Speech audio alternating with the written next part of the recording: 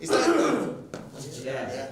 Besides, you're used to the booze, now you can change over if you like. Okay, let's all do the positive bits now. Okay.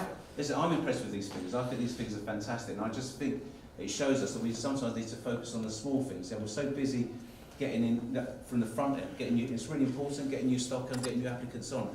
We need to take control of our conveyancing, and also our FS, the same thing. We need to control that, so actually we can get paid on things. So a real life example. So I'll give you an example of what we did in real life. So we had, obviously we transformed our business, our estate agent's business, but I'll give you some examples.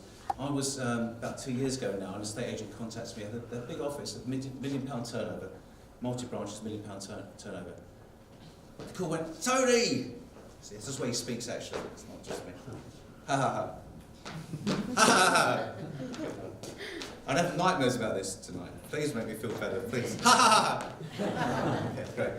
So he called me, he said, Tony, I'm having real problems.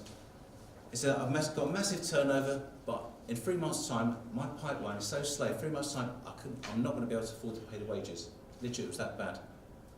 Not be able to pay the wages, making good money, putting lots of deals together. His abortion rate was 38%, just slightly above national average. He was getting paid, he was getting problems because he was getting online reviews. All the things that I've said, the implications, there was like a test case, it was everything was happening to him.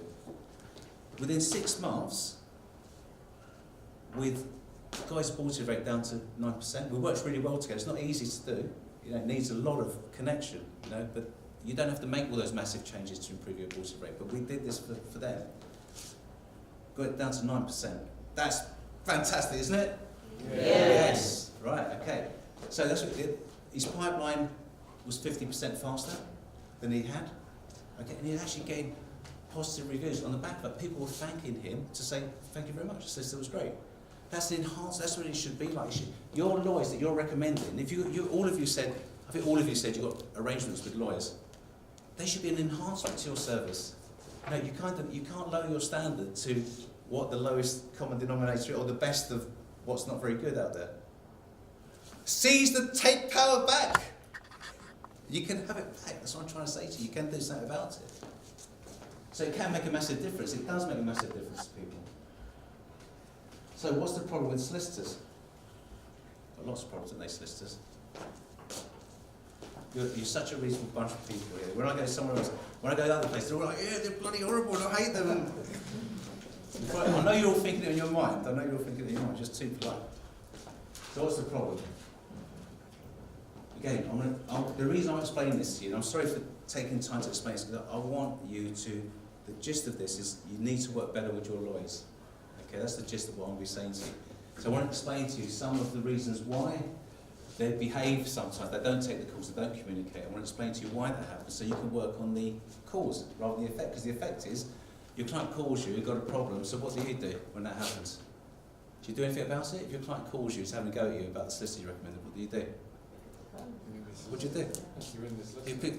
That's right, you pick up the phone, it has a temporary effect on that solicitor, and then it goes back. So I want to explain to you some of the real reasons for that. Okay? So conveyancing is like this guy. Conveyancing, really, is like looking for a needle in a haystack. Because the way conveyancing is done is that a solicitor looks at that case like it's going to be the biggest issue in the world. They're looking for this little tiny problem. They're trying to find it. Their job is to, in the next slide, their job as the lawyer's job is to find problems. That's what they're trained for. That's what they think the job is. And what's really your job and a solicitor's job is to get the client moved, isn't it? But they focus on, but that's the way they've been trained. Bless them. Okay, they can't help it. That's what I say to you. They can't help it. We, as estate agents, there's problems. Problems happen, or let's rephrase them, challenges happen, right? We've got to look for solutions, and that's what estate agency is about, isn't it? That's what good estate agency is about. It's to find you've got to find the problems. That's right, yeah.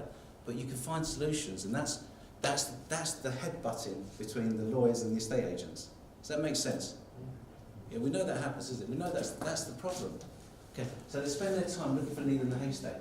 They create the most negative situation, because if they don't spot a problem, what happens? They get sued. They get sued. Okay, so they're really intense. They're intense. So you know, when a solicitor spots a problem, it's like, hurrah, I've done it. They think that's their job. Wow, you know, when the cases take 3 months, 4 months, whatever it is, you got guys got fun. But when a client calls a solicitor, what do you think the solicitor's saying to the client? Great news, I found a problem for you. Yeah, there's an enforcement covenant, there's a restricted covenant. It may be in 1849, and it may say you can't have pigs in your back garden. But I found the great problem, because that's their job. That's what they think they're paid for. It's like, you know, if you've got a cat and your cat ever comes in with the dead mouse and the bird, you ever had that? If they're really pleased. Sorry for some of you, but they're really pleased that that's happened. That's what your solicitor's like. So you think, great news, I've got a problem for you. And then in 2 weeks later, the client goes, I've got another problem for you, even better news. And you're thinking, oh my gosh, why do you keep on talking about problems? Does that affect your deals when people keep on talking like that, negative about transactions? Clients want good news, don't they? The other thing is solicitors, as you said, are really compliance-led at the moment. They've got so much to do. So if you think, an average, let's say solicitors, what time do your solicitors start in your areas? Start working. Yeah, exactly, yeah. What time do you start working? What time? 10? Do they have lunch breaks? Do they go for lunch? Yeah, office hours at once. Yeah. What time do they finish? 5 o'clock. Okay, so that day is about 6 or 7 hours. What we didn't realise as agents when we went into solicitors is realise actually solicitors, in that next slide there, solicitors, have you heard of the 80-20 rule? Ever heard about that? What that rule is that 80% of your, so you can say it 2 ways. What they found is 80% of your results probably come from 20% of your actions. So for a solicitor, 80% of your results, getting things exchanged, comes from finding solutions, getting on the phone, yeah, speaking to the agent. That's what you should be doing, isn't it? As a solicitor, that's what you want as an agent, isn't it? For a solicitor to be finding solutions, spending their time doing that. Is that what you want? Yeah, that's what gets results. But the whole process is the other way around. The whole process, they spend 80% of their time on the 20%. They spent 80% of the time on the 20%. Doesn't really get any results. Does that make sense? So they spend 80% of the time doing compliance, anti-money laundering. It's all got to be done. It was a different way of doing it. But that's why you're not speaking to your lawyers, because they're spending time. So for that 6 or 7 hours, as agents, as soon as it's exchanged, we think it's exchanged, great, money's in the bag. As the lawyer, what do you think is more important? Is it before exchange or after exchange, from a lawyer's point of view? Post-completion one, isn't it? Post-exchange. Post-exchange, because that's why they have the liability. If something falls through before exchange contract, can the lawyer be sued? No. But after exchange, you can. So they put probably about, and this was a surprise to me from agency, they probably put half of their day into the bits from exchange to completion. Yeah, so that's already half a day gone. That means they've only got 3 hours to check the contracts, do the searches, do quotes, do the anti-money laundering. So they're really time poor. So that's why they don't take your calls. That's why I'm not making justifications for it. It's absolutely not right. Later on, I'll come to what I think you should do to get around that. But I'm saying, I just want you to understand that, because we should be working together. So this is what a typical purchase transaction is. So this side here, up until here, is the bits up until exchange contracts, about 30 things you have to do. And this is, but actually there's more after exchange and after completion. Can you see that? You see how the time is really organised in a way that actually, that's why they're not, you feel like they're not focused on your exchange, because they've got so many other things to do. And it's the same, similar with the sale. So I just want to ask you, how much do you think, well, how much do your solicitors charge around here on average? What do you think they're charging? What's an average fee? What's an average fee for your area? What, for a solicitor? just a purchase, Yes. not a purchase and sale. Just say purchase. 800. 800, okay. Come on. 550. 550? Yeah? 550? About 900. 900? Anyone on the back? Okay, so we've got about 500, was it? Was that lowest? 500 to about 900? Okay. And does anyone get paid referral fees here? Anyone got referral fee arrangements? Most of you got. Who hasn't got referral fee arrangements? Okay, Right. So, and on average, how much referral fees in your? You don't need to mention yours. What do you think an average is in your town? 100 to 150. 100 to 150. Okay. 100 to. So how much were your solicitors charging? About 600. It's about 600. So if you take that down, what does that net down to? It nets down to about 450, isn't it? About 450,000. How much do you think? All that work I just showed you, how much do you reckon that takes? Really? How much do you reckon that takes?